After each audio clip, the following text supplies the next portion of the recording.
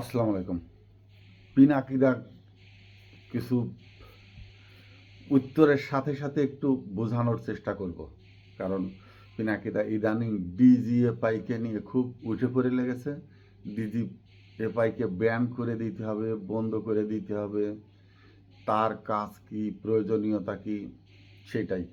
কিন্তু পিনাকিদার প্রথমই উচিত ছিল, ডিজিএফআই একটি সংস্থা, স্থায়ী সংস্থা, বাংলা সেনাবাহিনীর একটি উপসংস্থার মতোই, কিন্তু কাজ করে রাষ্ট্রের হয়ে, রাষ্ট্রের পক্ষে। অত্যন্ত গোয়েন্দাগিরির দায়িত্বটা, গোপনীয় বিষয়গুলো গোয়েন্দাগিরি করে থাকে, বিশেষ করে পার্শ্ববর্তী রাষ্ট্র আমাদের রাষ্ট্রের যে পর্যবেক্ষণ দৃষ্টিতে রাখে এবং আমাদের সীমান্তে কোন ধরনের কার্যক্রম তারা পরিচালনা করে, ডিজিএফআই সেটাও যেমন দায়িত্ব, অভ্যন্তরীণ বিশেষ প্রয়োজনের মুহূর্তে তাদেরকে ব্যবহার করে সেনাবাহিনীর ডিফেন্সিভ কমান্ড।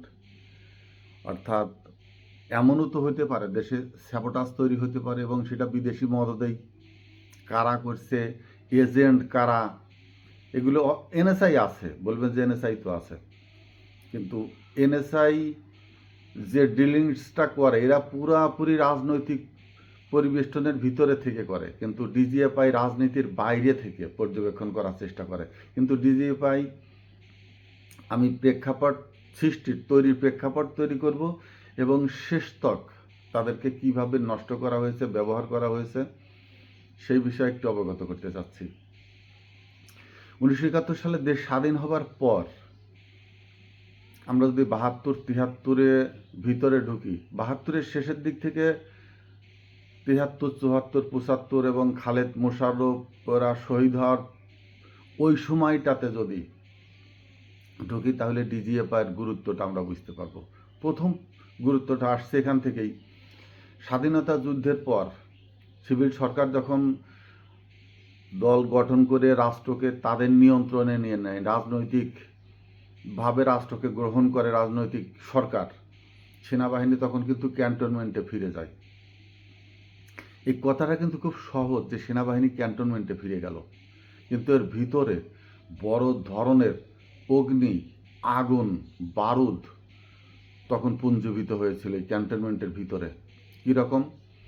এক, যারা নিয়মিত সৈনিক ছিলেন, নিয়মিত ক্যান্টনমেন্টে চাকরিরত অবস্থায় যুদ্ধে এসেছিলেন। দুই, যারা সিভিল মুক্তিযুদ্ধ করে সেনাবাহিনীর সাথে মুক্তিযুদ্ধ করেছিলেন এবং বড় একটি অংশ তারা সেনাবাহিনীতে ভর্তি হন। যারা মুক্তিযুদ্ধ করে সেনাবাহিনীতে গেল তারা কিন্তু নিয়মিত সেনাবাহিনীর সাথে এতটা ডিসিপ্লিন মাইন্ড ছিল না। অর্থাৎ তারা মুক্তিযুদ্ধ করে দেশ স্বাধীন করার পরে সেনাবাহিনীতে গেছে, এবং তাদের সরকার শেখ মুজিব তখন প্রধানমন্ত্রী বলেন, রাষ্ট্রপতি বলেন, তাদের উগ্রতা ছিল অন্য রকমের।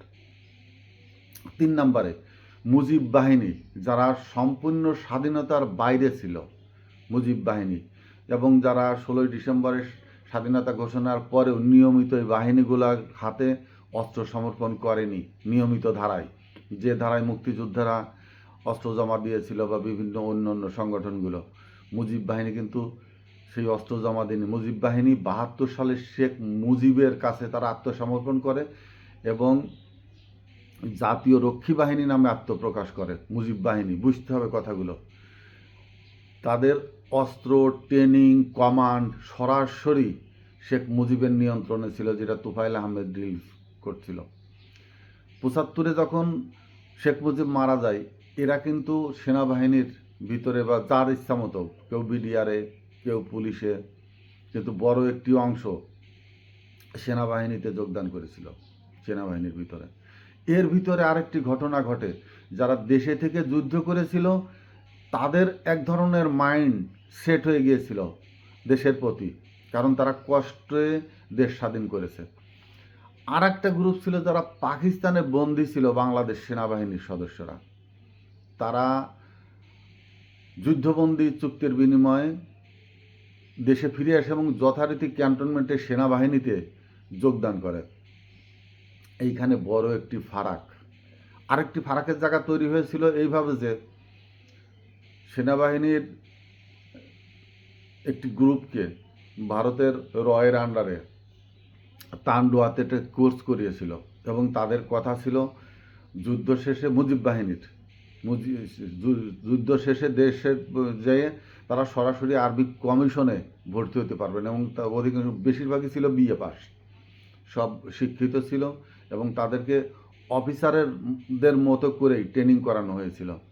কিন্তু পরবর্তীতে দেশ স্বাধীন হওয়ার পরে সরাসরি যারা সেনাবাহিনীর অফিসার ছিল তারা এদেরকে সরাসরি বিএমএ ট্রেনিংয়ের বাইরে আর কাউকে সেনাবাহিনীর অফিসার পদে দেখতে চায়নি বা নিয়োগ দেন নেই, যার জন্যে তারা জুনিয়র কমিশনে ভর্তি হয়, জেসিও র্যাঙ্কে ভর্তি হয়েছিল।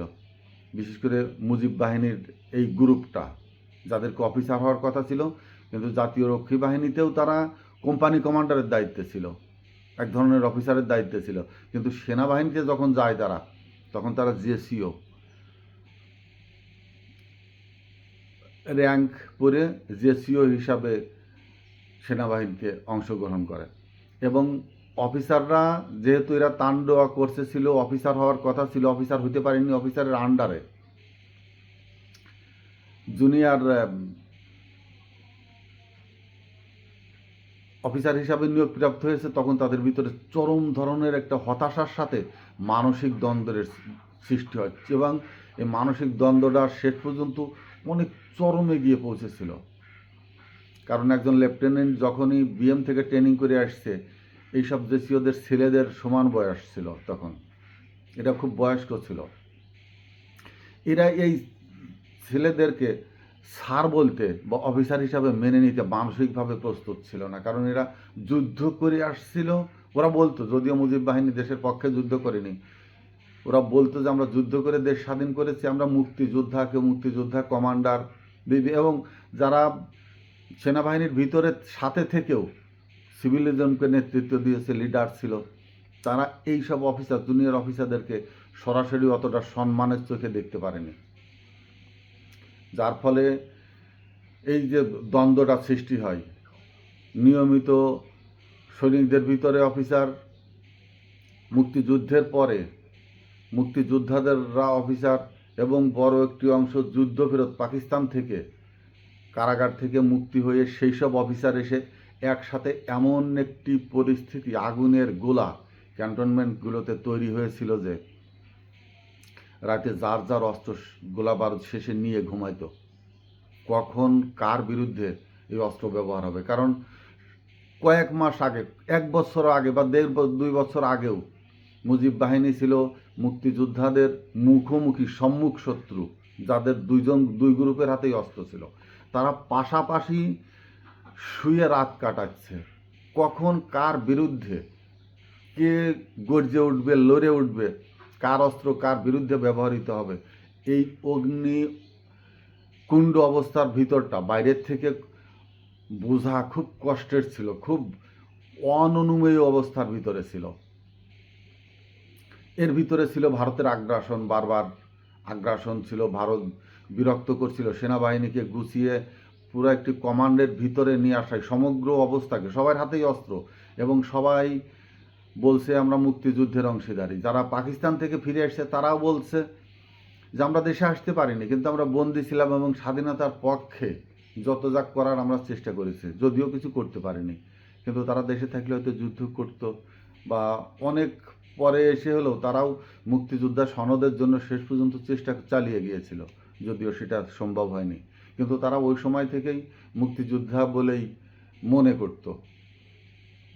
এই যে একটি অবস্থার পরিপ্রেক্ষিতে ৭৫-এর সংগঠন গঠিত হলো, ৩রা নভেম্বর খালেদ মোশাররফরা শহীদ হলো, সমস্ত কিছু।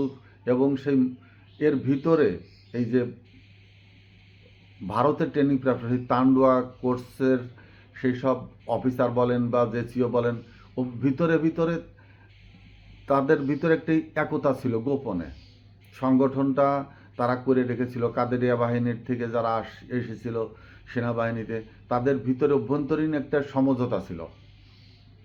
এই সমঝোতার দ্বন্দ্বটাই স্পিনিং করে করে করে করে কিন্তু জিয়াউর রহমান শহীদ হলেন, এবং ভারতের রয়ের ইন্ধন ছিল, যার ফলে জিয়াউর রহমান শহীদ হলেন এবং মুক্তিযুদ্ধের সেক্টর কমান্ডার সেই মঞ্জুর সাবু এর ভিতরে জড়িয়ে তিনিও শহীদ হলেন। অর্থাৎ মুক্তিযোদ্ধাদের, খালেদ মোশাররফরা মুক্তিযোদ্ধা ছিলেন, বড় একটি অংশ এই চক্রান্তের ভিতরে শহীদ হয়ে যান।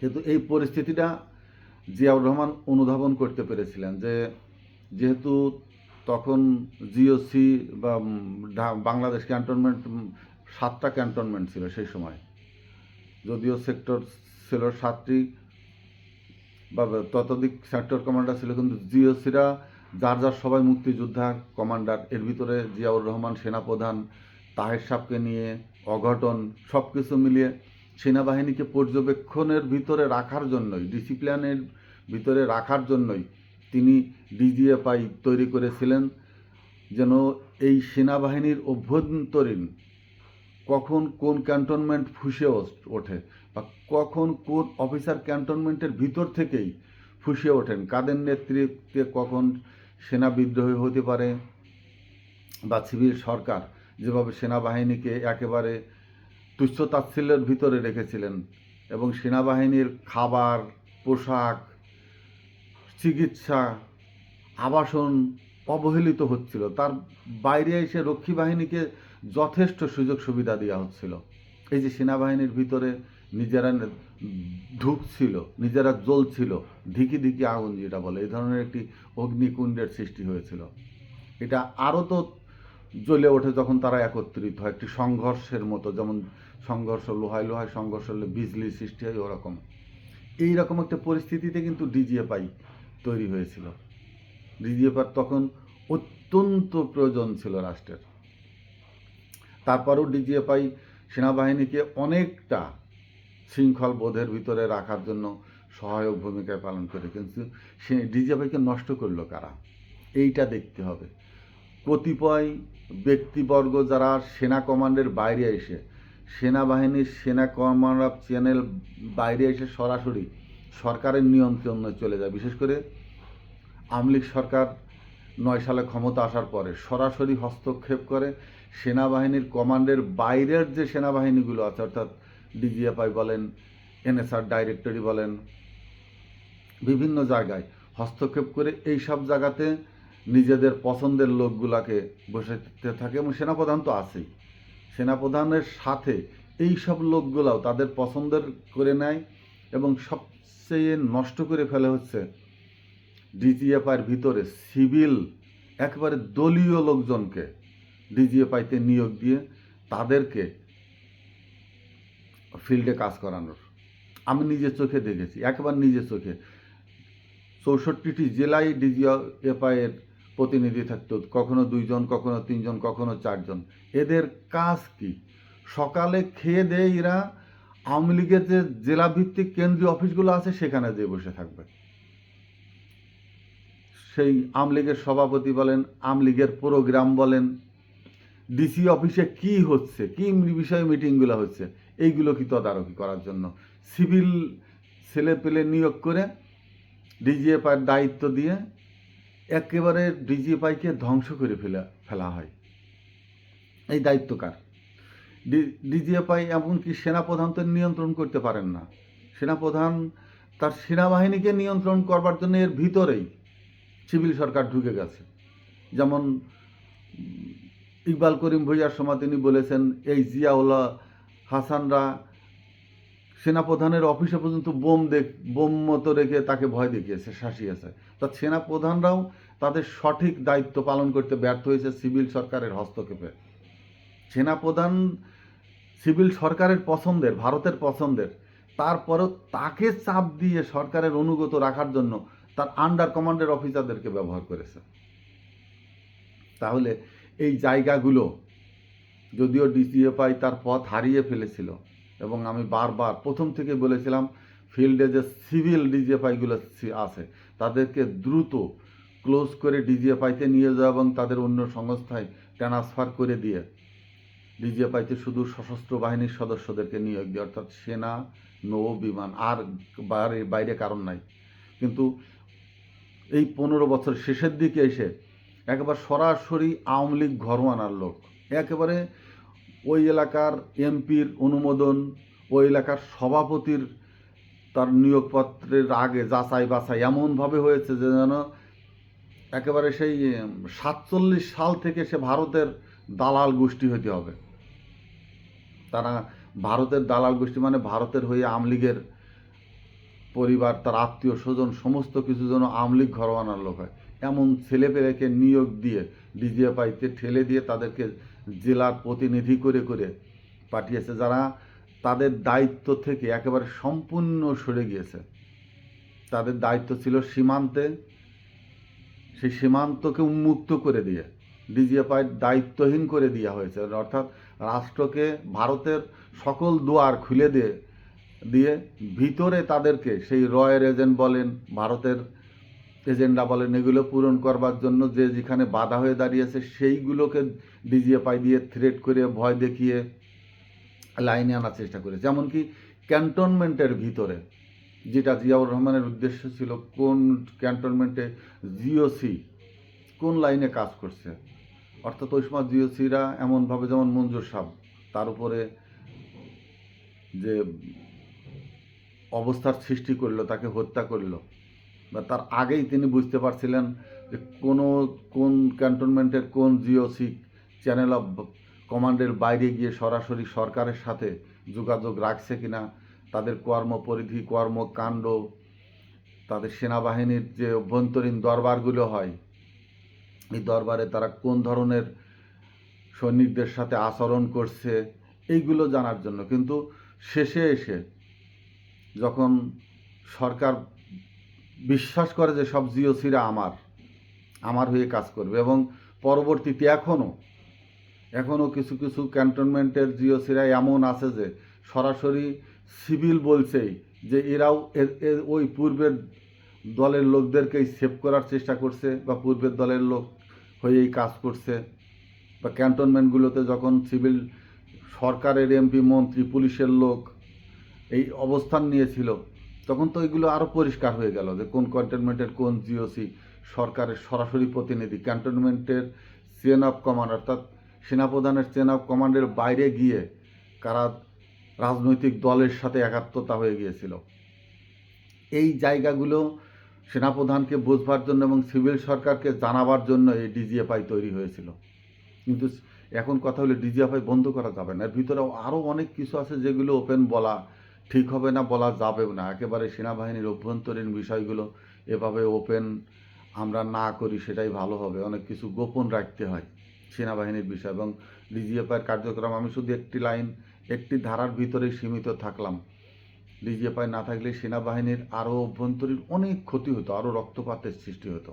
অর্থাৎ ডিজিএফআইকে রাখতেই হবে সেনাবাহিনীর প্রয়োজনে, রাষ্ট্রের প্রয়োজনে, কিন্তু তাকে সংস্কারের ভিতরে আনতে হবে। আর যেন ভবিষ্যতে সিভিল লোকজনকে ডিজিএফআইতে না দেওয়া হয়, এবং ডিজিএফআর যিনি সিনিয়র থাকবেন তিনি সরকারের হয়ে কাজ করলেও তিনি যেন সেনাপ্রধানের কমান্ডের ভিতরে থাকেন। তাকে সিভিল সরকার কোনো কমান্ড দিতে হলে, জানাইতে হলে, চাইতে হলে সেনাপ্রধানের মধ্যে যেন আসতে হয়, সেনাপ্রধানের মাধ্যমে যেন আসতে হয়।